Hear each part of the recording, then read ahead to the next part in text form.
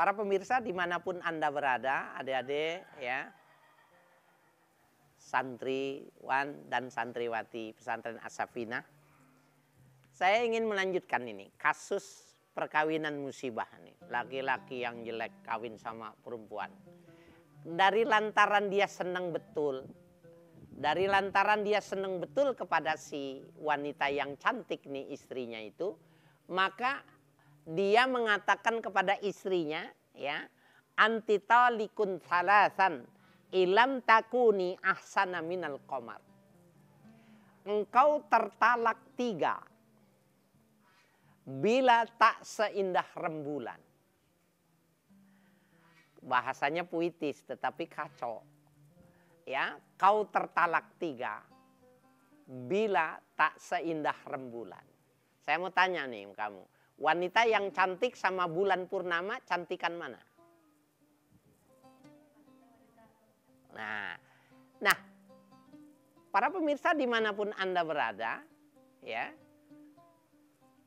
ini sebenarnya orang ini bukannya bermaksud mau mencerai, tetapi dia ingin mengatakan kepada istrinya supaya dandan terus, dipelihara kecantikannya sehingga menawan setiap saat. Tujuannya itu. Apa yang terjadi? Maka wanita itu peka dengan kata perceraian itu. Apalagi dia mengatakan talak 3. Maka dia bungkus-bungkus pakaian, dia pulang. Ditahan sama si jelek nih. Ya kan? Dia bilang, enggak sudi lek katanya. Ya, enggak mau dia ditahan. Kenapa? Dia menganggap sudah ditalak dan talaknya talak 3. Subhanallah. Apa yang terjadi? Maka mau nggak mau malam itu menjadi sesuatu yang memberatkan bagi si jelek. Ya, dia mikirin kenapa dia mengucapkan kalimat itu sehingga istrinya menganggap sudah tercerai. Padahal dia bukan mau mencerai. Ini yang mesti dipahami nih. Dia tidak mau mencerai. Dia mengatakan itu supaya nakut-nakutin kepada istrinya dan istrinya terus dandan supaya cakep mulu.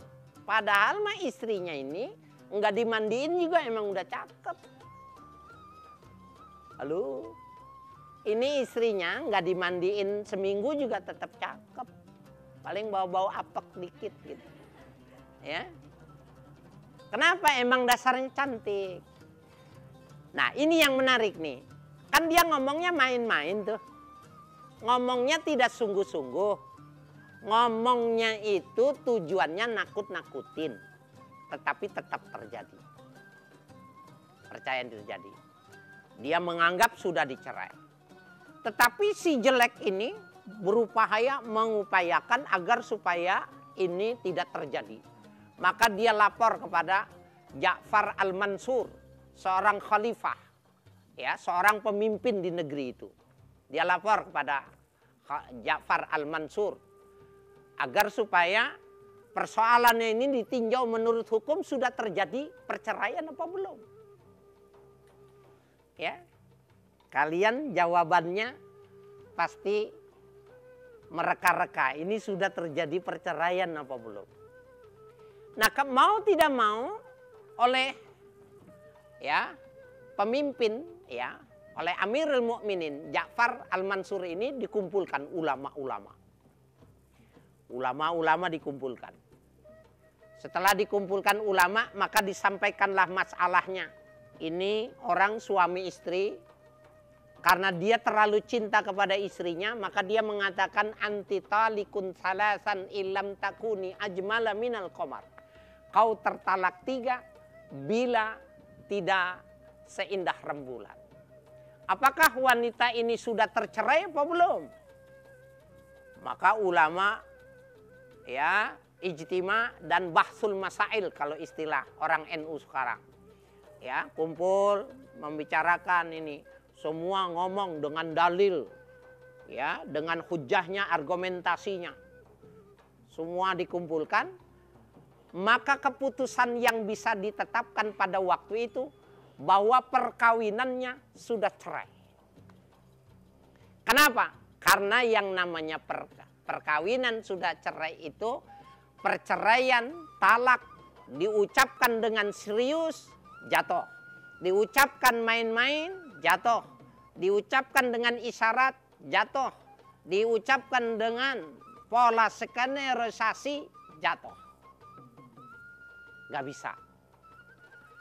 Maka dengan keputusan bahwa sudah terjadi perceraian itu, bertambah sedih-sedihlah si jelek.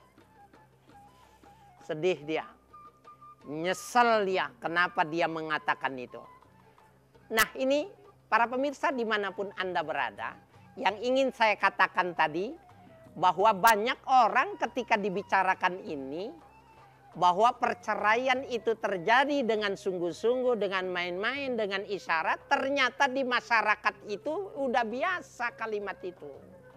Itu mengapa ketika saya menyampaikan kajian tentang at-tin itu, ada orang nangis. Dan ternyata ya memang sudah terjadi.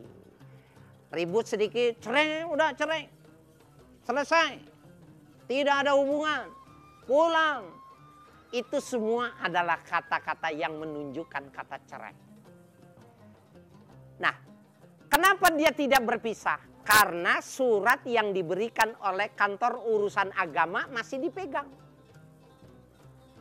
Orang lain tidak tahu dia mengatakan cerai, dia mengatakan pisah, dia mengatakan pulang, dia mengatakan pergi.